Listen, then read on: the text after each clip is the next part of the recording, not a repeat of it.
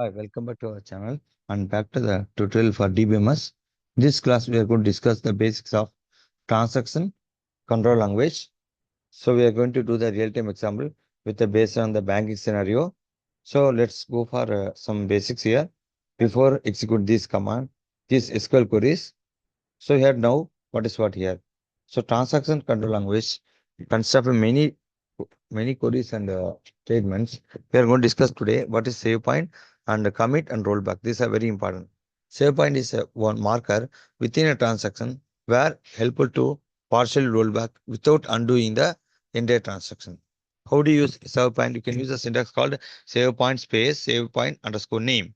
Then commit, it helpful to permanently save all changes made within the current transaction to the database. We can use the keyword and query called commit like that. Then rollback, it helpful to undo all the changes made since the last commit or to a specified save point. So you can use rollback space to save point underscore name semicolon. So this is the uses of save point, commit, and rollback. Let's see the real-time scenario where we are going to create a three table, understanding the better way. So when I want to see the results update, you can use the select star from the particular table. So initially we are creating the table called accounts and portfolio, another table called loans. In the accounts, we are going to give the account ID as the primary ID, followed by account name and balance in the decimal format. Then in the portfolio also, we're giving the user ID as the primary key setting. Then investment is in decimal and discolor is medium where character like that. Then in create table, we are going to create a loan. Loan ID is a primary key, user ID, then followed by the loan amount because some customer having loan, some customer don't have a loan here. So we are going to insert a value.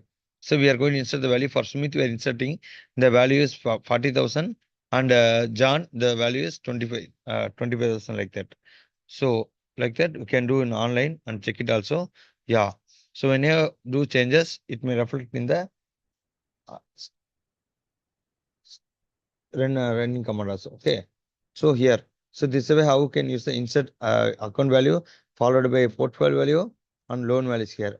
And we can use the query now. That is start transaction. Then we write update accounts set balance equal to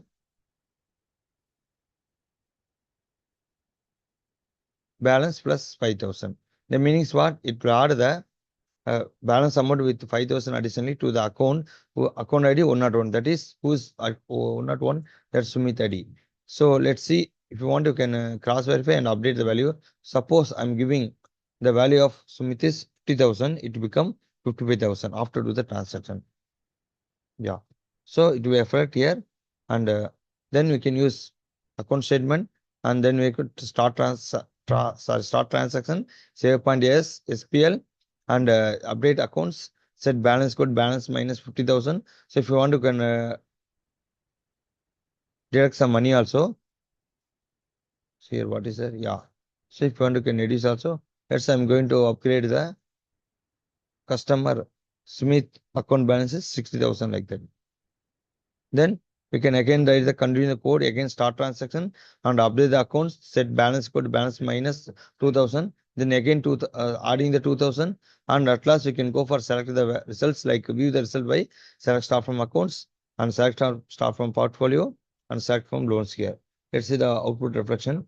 Yeah, successfully uploaded. So sorry, updated. That is here I'm giving the